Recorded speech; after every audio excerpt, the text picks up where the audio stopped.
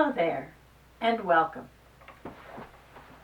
Well, yesterday I read to you from P.J. O'Rourke's remarkable collection of essays, Holidays in Hell. And today I would like to have you do an exercise, a writing exercise, based on that passage. Of course, it's based on other things as well, but I thought it perfectly illustrated the opportunity for writing about culture clash. Now, you can write this either as an essay or a memoir or a poem or a story. O'Rourke wrote it in essay form, and he wrote in first person, I. But you don't have to write that way necessarily. You can write in any number of ways, and I think it'll work. The big thing with culture clash is you want to show a character encountering an entirely new culture and how disorienting that can be. In O'Rourke's case, he's an American encountering Lebanese culture, and wonderfully included in this is a character, Miss Phillips, who's Scottish, who nicely bridges the divide between people here. And so she serves really a beautiful purpose. But of course, you don't have to have it be that extreme. You don't have to have that extreme a culture clash. And it doesn't even have to necessarily be culture in the traditional sense, the way we define it. For example, he's encountering the Lebanese trying to leave a city on a bus.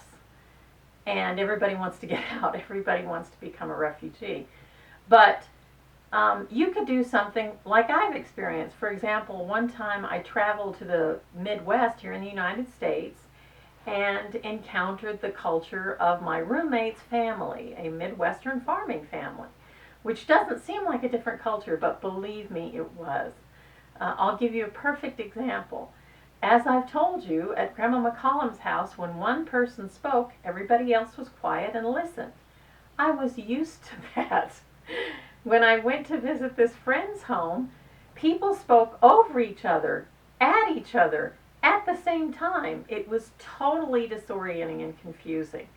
And I'd start to answer a question someone asked, and they would start talking before I even got half a sentence out, and it would stop me dead.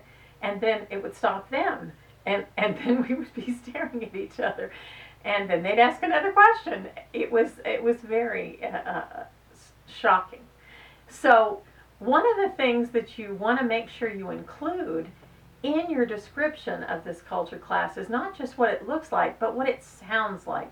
I think sometimes writers forget how powerful sound can be, and certainly in the Ramble Through Lebanon, he deals with sound a lot, how the crowd sounds, how things are going, and he even uses automatopoeia, words that sound like things, like the word smacked. And that really works when you're dealing with culture clash. Describing the sounds can be helpful. The second thing that I want to encourage you to do when you're doing this culture clash description is include other sensations as well. Taste if it applies, smell if it applies, and certainly feel. Many writers sort of ignore feel for big parts of their writings, and I'm certain that that is not as good as including how things feel. Going back to my example of going to the Midwest, I thought I was used to heat, but I was used to desert heat. 100 degrees with 6% relative humidity is not as hot as 85 degrees and 95% relative humidity. 95% relative humidity is an oven compared to 100 degrees with 6% relative humidity. I never felt either cool or dry while I was in the Mideast, and that, or the Midwest, and that was really a surprising feeling. It was unnerving, and I think that kind of attention to how things feel will also usher readers into the experience in a more potent way.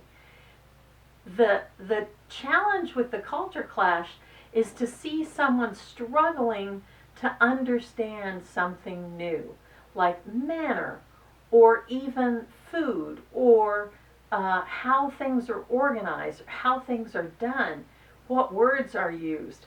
All of those things are valuable when you're studying how two very different groups come into contact with each other, and especially one person from one cultural group encountering the entirety of the other. That is where people get overwhelmed and where we learn sympathy for people who are traveling in a strange land.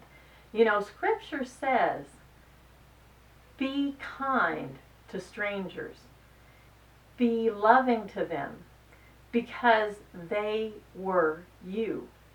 And so, and this is in the Old Testament where God is reminding the people that they were strangers in Egypt. And so they need to remember that that's true for their ancestry, that they were strangers, and that we must be sympathetic to people who are in that position. I think that'll do for today. I think it's a good challenge. So I don't have anything else to tell you today, and I hope you see me again really soon, you gorgeous people.